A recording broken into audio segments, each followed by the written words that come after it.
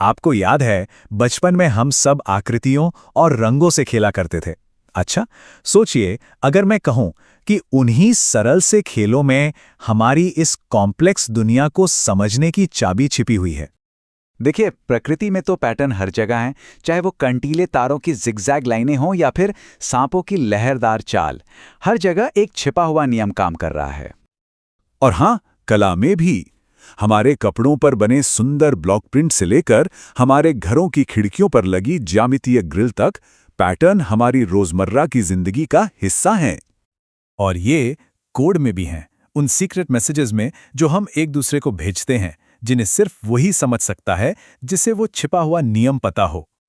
और मजे की बात यह है कि ये सारे नियम एक बहुत ही साधारण सी दिखने वाली बच्चों की गणित की किताब से आते हैं, और यही नियम हमारे आसपास की हर चीज को कंट्रोल करते हैं। ठीक है, तो चलिए इसमें थोड़ा और गहरे उतरते हैं। ये सोर्स हमें बताता है कि असल में बस दो ही तरह के बेसिक पैटर्न हैं जो हर चीज को चलाते हैं। यही दो आइडिया हर चीज की नींव है। एक तरफ है रिपीटिंग पैटर्न, यानी एक ही चीज बार बार होती है, और दूसरी तरफ है ग्रोइंग पैटर्न, जहां हर स्टेप के साथ कुछ नया जुड़ता है, कुछ बदलता है। अब किताब का ये प्यारा सा उदाहरण इसे एकदम साफ कर देता है। दो लड़के, फिर एक लड़की, फिर से दो लड़के, फिर एक लड़की, है ना? ये एक फिक्स्ड, प्रिडिक्टेबल रिदम है। यही एक रिपीटिंग पैटर्न है। अब इसे देखिए, ये विजुअली दिखाता है कि कैसे एक पैटर्न सिर्फ रिपीट होने की बजाय इवॉल्व होता है। एक लाइन से शुरू होकर ये 2, फिर 3, फिर 4 साइड्स वाला शेप बन जाता है, और ये ऐसे ही बढ़ता जाता है। ये दोहराव नहीं है, ये विकास है। ठीक है, ये सब तो बच्चों वाली बातें लग रही हैं, है ना? लेकिन क्या हो अगर ये सिंपल से नियम सिर्फ शेप से कहीं ज्यादा हों? क्या हो अगर ये हमारी पूरी दुनिया को समझने का आधार हों? तो चलिए अब आगे बढ़ते हैं और देखते हैं कि कैसे ये सिंपल तस्वीरें, नंबर और यहां तक कि सीक्रेट्स की दुनिया का हिस्सा बन जाती हैं। देखिए, जैसे शेप्स में एक साइड जुड़ सकती है, वैसे ही नंबर्स की एक सीरीज भी एक नियम को फॉलो कर सकती है। यहां पर नियम बहुत सीधा है, बस 20 जोड़ते जाओ। ये भी एक ग्रोइंग पैटर्न है, लेकिन नंबर्स के साथ। पैटर्न सिर्फ हमें चीजें ऑर्गेनाइज करने में ही मदद नहीं करते, वो हमें जानकारी छिपाने में भी मदद कर सकते हैं।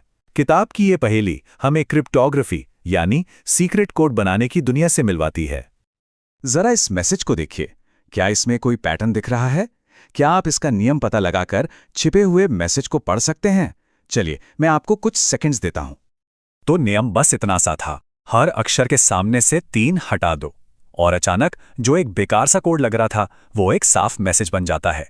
मतलब पैटर्न को पहचानना ही कोड को क्रैक करने की चाबी थी। तो असली बात अब सामने आती है। बच्चों की किताब से लिए गए ये 2 सिंपल से पैटर्न दरअसल उन कॉम्प्लेक्स सिस्टम्स की नींव हैं जो हमारी दुनिया को चलाते हैं। वो सिंपल सा लड़का लड़का लड़की वाला पैटर्न याद है? सोचिए, वो हमारे पसंदीदा गानों के वर्स कोरस स्ट्रक्चर में है, जो एक जानी पहचानी और कैची रिदम बनाता है। ये उन एल्गोरिदम्स में है जो फाइल्स को छोटा करते हैं ताकि हम उन्हें आसानी से भेज सकें। और सबसे कमाल की बात तो ये है कि ये हमारे जीवन के कोड यानी डीएनए में भी है, जहां दोहराए जाने वाले सीक्वेंसेस हमारे बायोलॉजिकल कोड के इंस्ट्रक्शंस होते हैं। और ग्रोइंग पैटर्न, अरे वो भी उतने ही जरूरी हैं। ये फाइनेंस में कंपाउंड इंटरेस्ट का आधार है, जहां पैसा समय के साथ तेजी से बढ़ता है। ये प्रकृति में जीवों के विकास को कंट्रोल करते हैं, एक छोटे से बीज से लेकर एक विशाल पेड़ तक।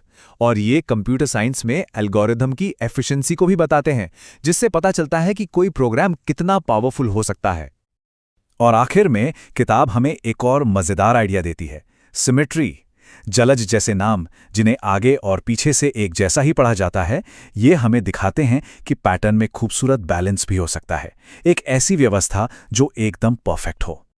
तो बात यह है कि जब हम इन छोटे छोटे नियमों को समझना शुरू करते हैं, तो हमें अपने आसपास की दुनिया में छिपा हुआ एक स्ट्रक्चर दिखने लगता है। तो अगली बार जब आप बाहर निकलें, तो बस एक पल के लिए रुकिए और देखिए, ट्रैफिक लाइट के पैटर्न में, किसी बिल्डिंग के डिजाइन में, या शायद अपने सोचने के तरीके में ही। क्या पता कोई ऐसा पैटर्न दिख जाए जिस पर पहले कभी ध्यान ही ना गया हो।